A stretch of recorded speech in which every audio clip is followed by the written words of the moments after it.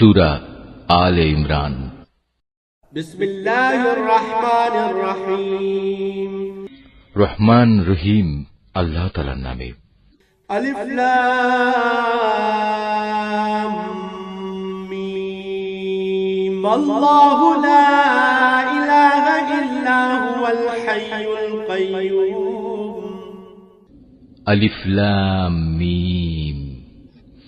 মহান আল্লাহ তাআলা, তিনি ছাড়া অন্য কোনো মাবুদ নেই।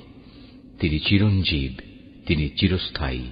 نزل عليك الكتاب بالحق مصدقا لما بين يديه وأنزل التوراة والإنجيل।